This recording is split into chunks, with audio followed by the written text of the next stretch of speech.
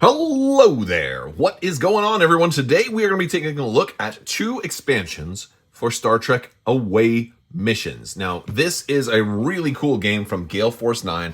It is a tile-based sort of dungeon crawler, a victory point-driven game that has you during the battle and the aftermath of Wolf 359, kind of flying and scouring through the wreckage and trying to go onto a ship and try to discover secrets of the Borg or even leftover remnants of the Federation ships that are all scouring throughout the wreckage. And maybe you're trying to get, warp core secrets or secret computer data or Borg technology and all kinds of cool stuff like that. I did a couple of videos already on Star Trek Away Missions for the core set, and I am very excited to be diving into these expansions. We've got Sela and the Commander Sela in the Romulan expansion, as well as Chancellor Gowron in the Klingon expansion. We're going to unbox both of these. We'll look at a little bit of their cards and show you kind of what you're going to be getting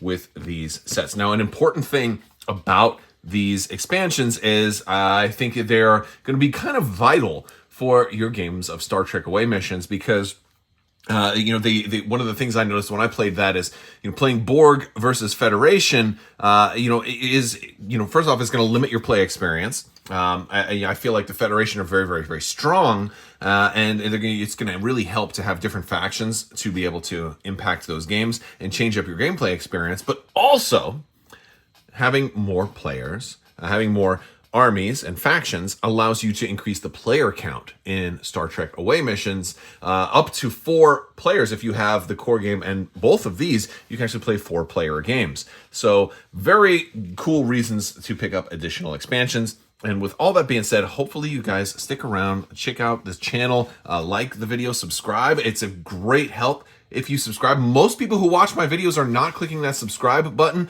It's absolutely free, really helps out the channel a lot. So I would love it if you would stick around. We've got lots more content for Star Trek, Star Wars, sci-fi, board gaming, miniatures, mini wargaming, D&D, all kinds of great gaming content. So definitely, hopefully you will stick around and check it out. And with all that being said, I'd like to thank Gale Force 9 for sending these out. And let's go ahead and jump into this video. All right, so when we pull this out of the box, I just slid it right out. We're going to notice, we're going to look at the Romulans first. We've got some cardboard underneath.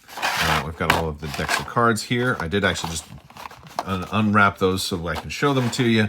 But we're going to look at the miniatures first. We're going to start off with, this is Patal right there. And Patal is kind of looking at a tricorder, has pistol raised. We'll look at, who is this? This is Nox. There it is. Or no, Vox. Helps if I can read. Here you go. With the phaser rifle there at the ready.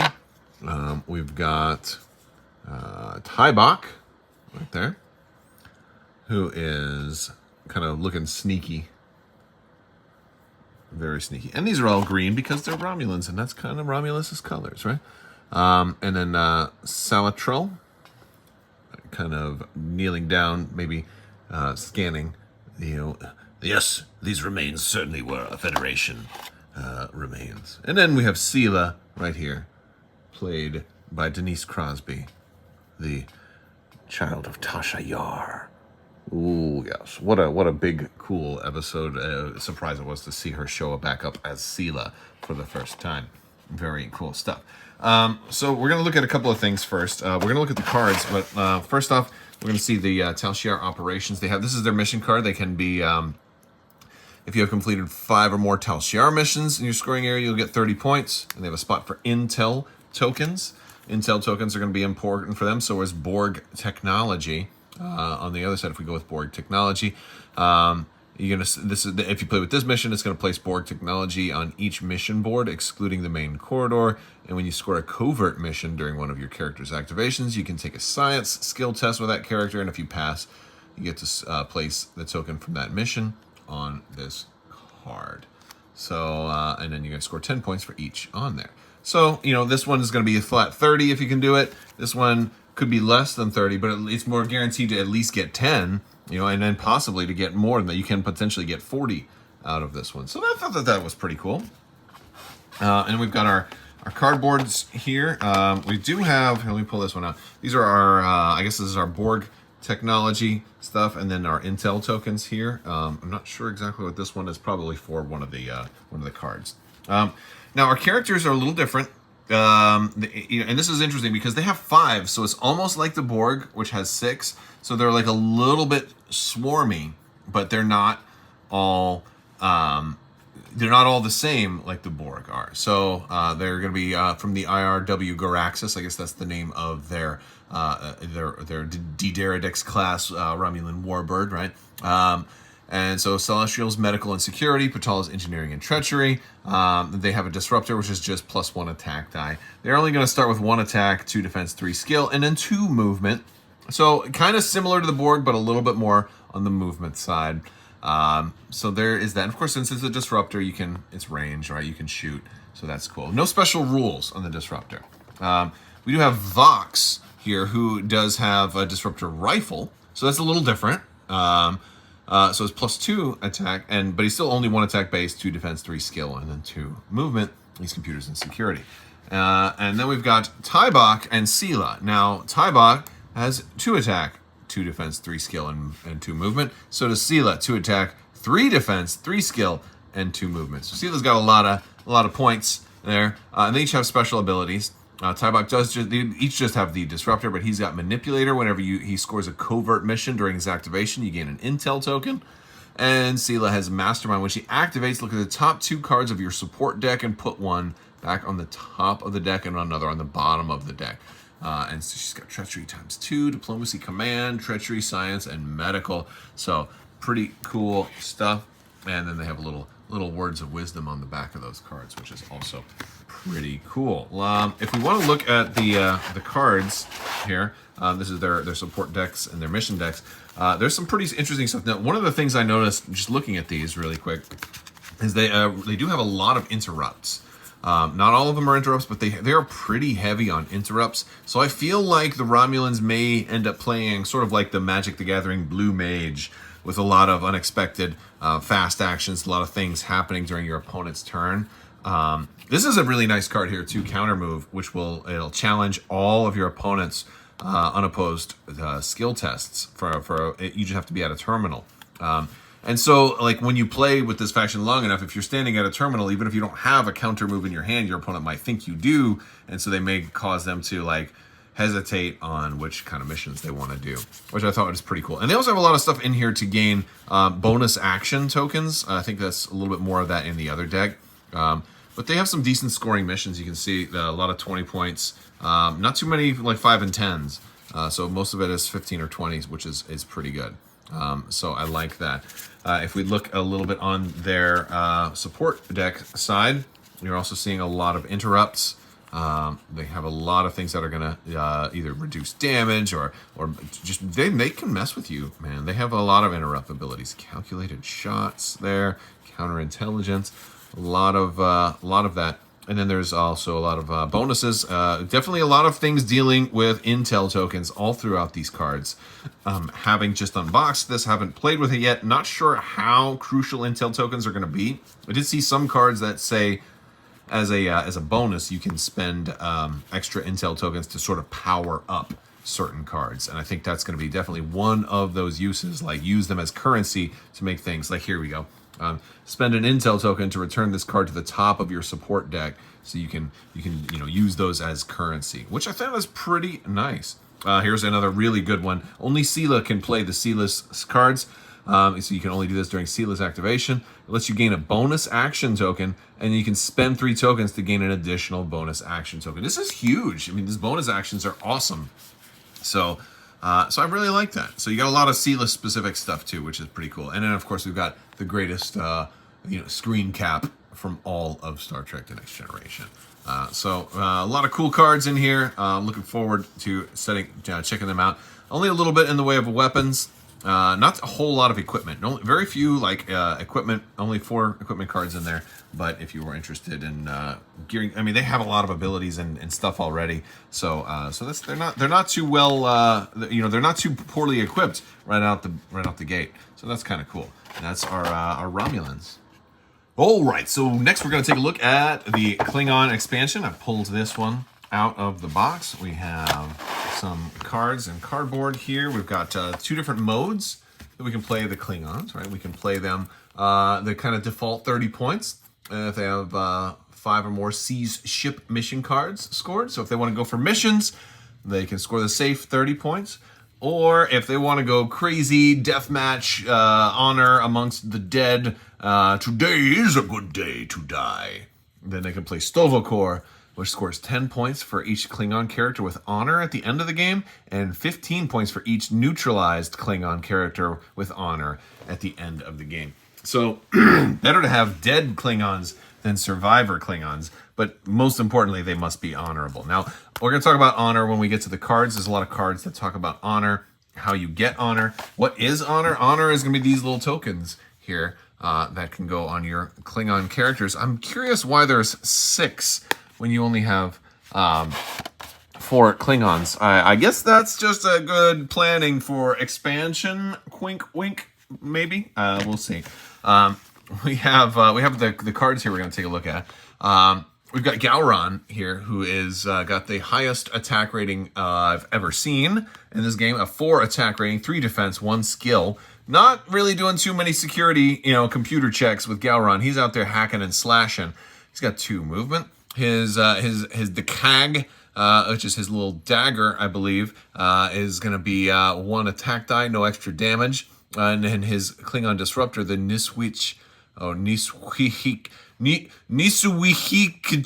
guy. You know what? That thing has got no extra dice, but +1 damage.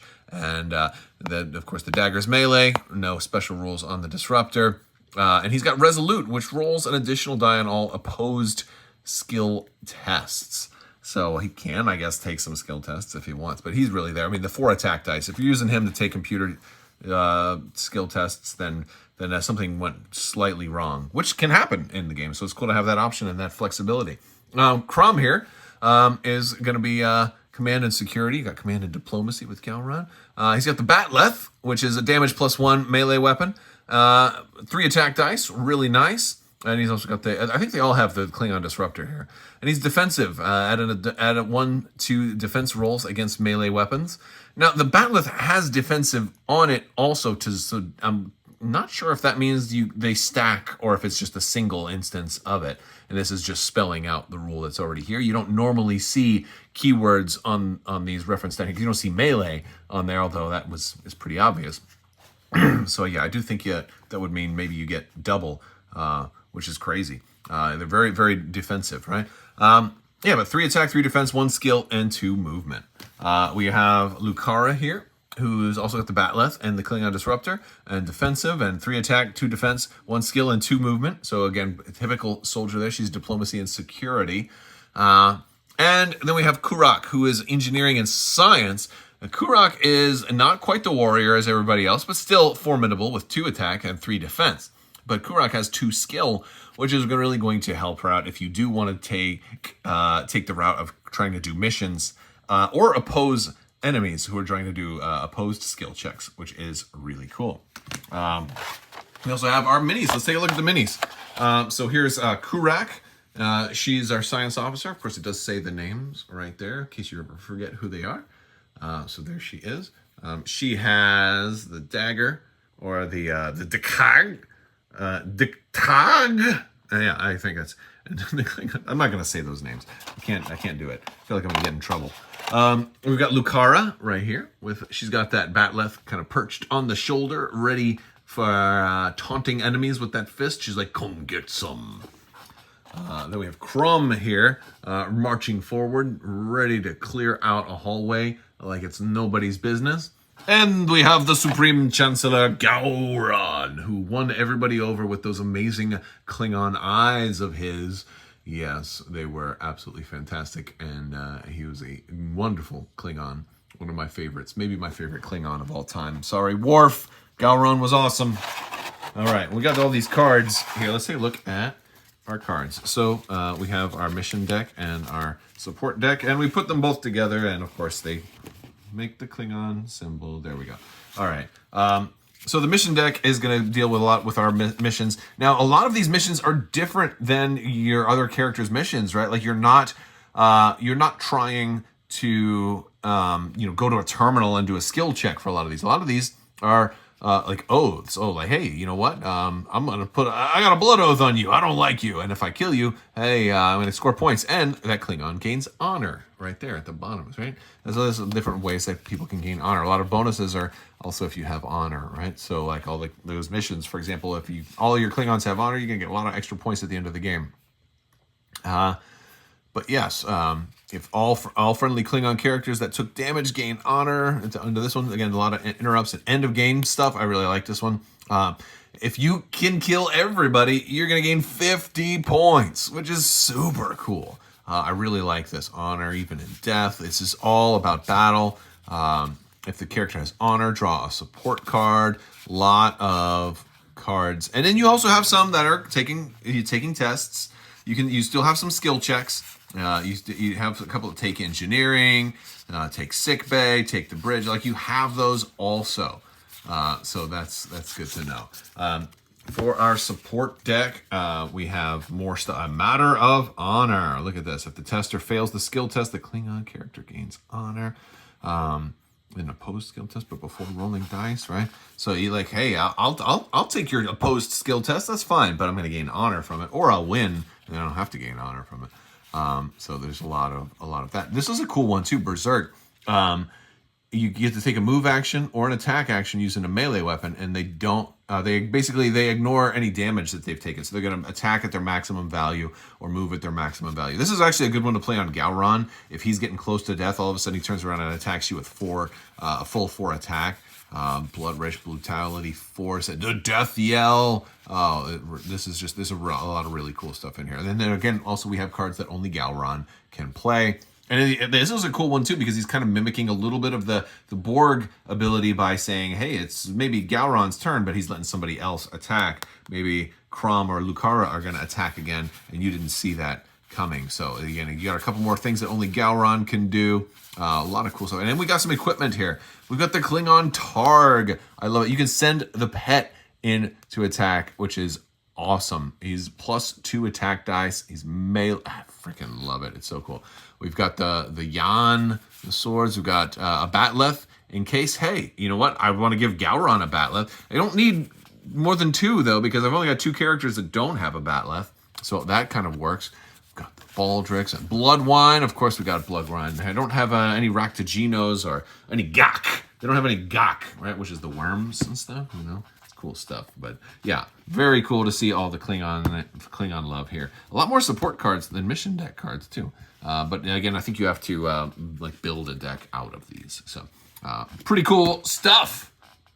All right, guys, that's going to do it for the Romulan and Klingon expansions. Very different factions. Very move in, some extra movement, like charge in and melee you, try to kill people, gain honor, and hopefully eliminate everybody. Whereas the Romulans are trying to play a lot more stealthy and strategically, gaining those bonus actions, interrupting you, and trying to hide in the shadows.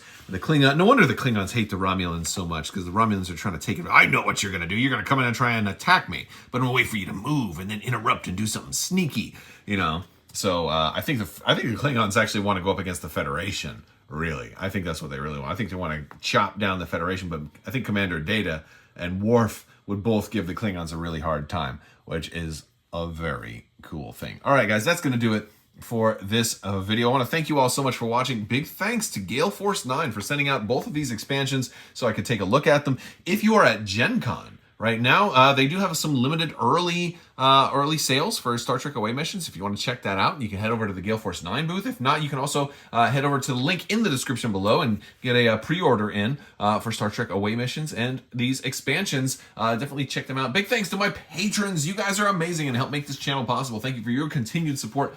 I will talk to you soon. May the Force be with you. Live long and prosper. And today is a good day to play. It's corny as heck.